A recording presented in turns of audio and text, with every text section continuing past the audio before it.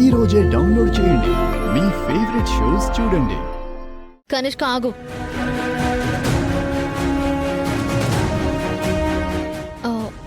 పంతులు గారు చెప్పినట్టు భర్త పక్కన భార్య కూర్చోవాలి.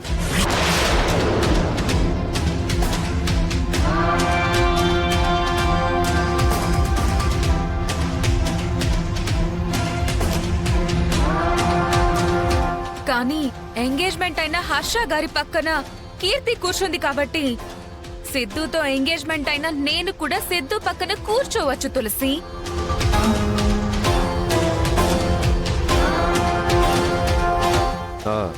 నువ్వన్నది నిజమే కనిష్క, కానీ వాళ్ళు పెళ్లి చేసుకోబోయే వాళ్ళు, నేను పెళ్ళైన వాణ్ణి.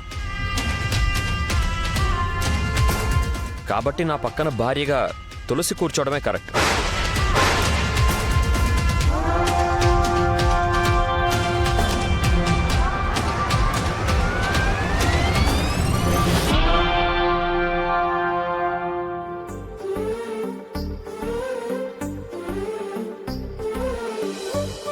తప్పుకో కనిష్క. నువ్విలా కూర్చొని పూజ జరిపించాలంటే నీ పెళ్ళయ్యేదాకా ఆగాలి. తప్పదు.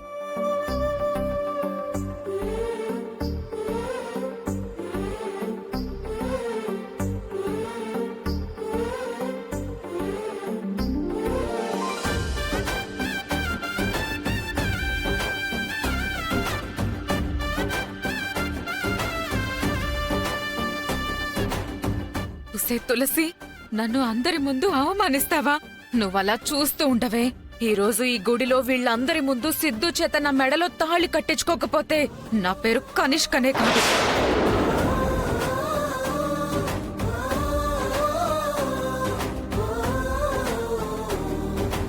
బసవా, విశాలాక్షి కూడా వచ్చుంటే నువ్వు కూడా పీటల మీద కూర్చునేవాడివి. పర్లేదులేమ్మా, అది కూడా వస్తే ఇంట్లో పెళ్లి పనులు ఎవరు చూస్తారమ్మా? అది నిజమేరా.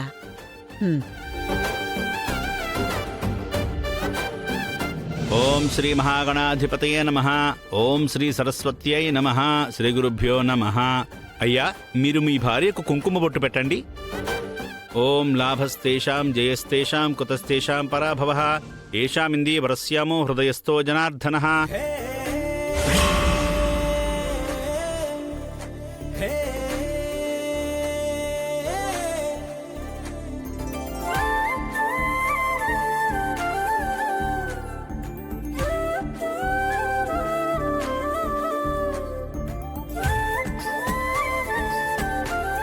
బాబు, ఇప్పుడు మీ భార్యకి కంకణం తొడగండి.